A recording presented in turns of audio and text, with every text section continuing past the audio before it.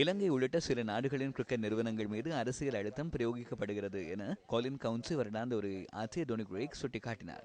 கடந்த வருடத்தில் இந்த உரையை ஆற்றி இலங்கை கிரிக்கெட் வீரர் குமார் சங்கக்கார இலங்கை கிரிக்கெட்டில் தெளிவான அரசியல் தொடர்புகள் இருப்பதாக குறிப்பிட்டிருந்தார். 1996ஆம் ஆண்டில் உலக சாம்பியன் பட்டத்தை வென்ற பின்னர் பெருந்தொகை நிதி சேர்ந்ததால் அதிகார துணிப்பொருள் காரணமாக கிரிக்கெட் நிர்வாக குழுவின் பொறுப்பும் சட்ட ஒழுங்கும் வீழ்ச்சியடைந்தது என குமார் சங்கக்கார தனது உரையில் சுட்டிக்காட்டியிருந்தார்.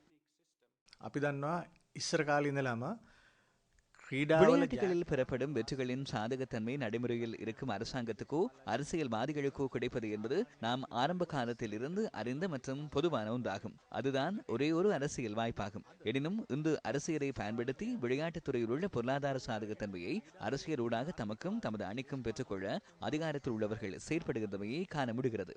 அதேபோன்று விளையாட்டின் அபிவிருத்தியை விளையாட்டுக்கு கொடுக்காமல் தமது அபிவிருத்திக்கு பயன்படுத்திக் கொள்வதனை காண முடிகிறது.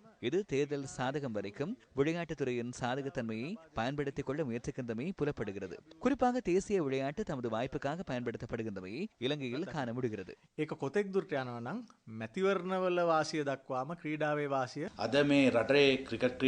இன்று இந்த நாட்டில் கிரிக்கெட் விளையாட்டின் மீது அரசியல் அழுத்தம் உள்ளது என்பது ரகசியமானதல்ல.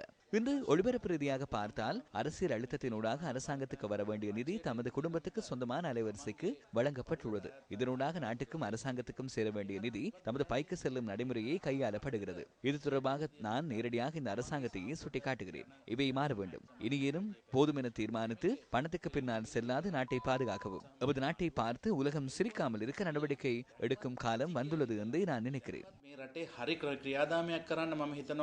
මුදල් පස්සේ මේ ලෝකෙ යන්නේ නැතුව රට ආරක්ෂා කරලා රට ගැන ලෝකෙට hina වෙන්න ලෝකේ hinaවට පාත්‍රව නොවන ක්‍රියාදාමයක් කරන්න මම හිතනවා දැන්වත් කාලය ඇවිල්ලා කියලා.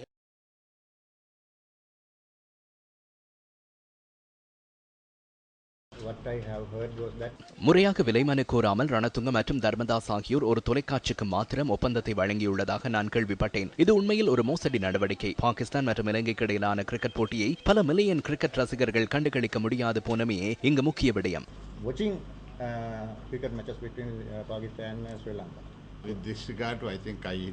இந்த விடயம் தொடர்பாக நான் உங்களுக்கு விரிவாக பதிலளிக்க முடியாது என்று நினைக்கின்றேன். தற்பொழுது இந்த விடயம் நீதிமன்றத்தில் உள்ளது. ஏனென்றால் மற்றொரு தொலைக்காட்சி இதனை நீதிமன்றத்துக்கு கொண்டு சென்றுள்ளது. ஆனால் இது தொடர்பான விளம்பரம் செய்யப்பட்டுள்ளது என்ற நிலைப்பாட்டை கிரிக்கெட் சபை எடுத்துள்ளதாக எனக்கு அறிய கிடைத்துள்ளது.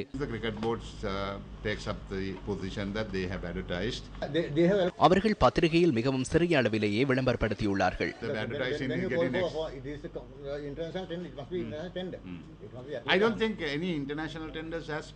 Size of advertisement.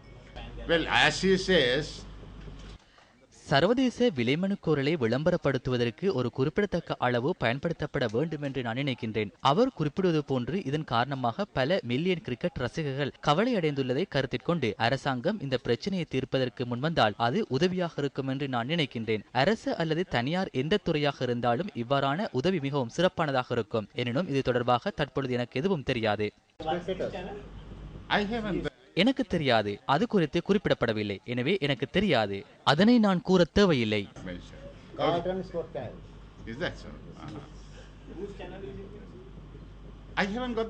என்னிடம் வர்த்தக பதிவு பத்திரம் இல்லை. ஏனென்றால் நீங்கள் என்னிடம் இந்த கேள்வியை கேட்கவில்லை. தற்பொழுது நீங்கள் என்னிடம் அதை கேட்கின்றீர்கள். அடுத்த தடவை நான் அதனை வைத்திருப்பேன்.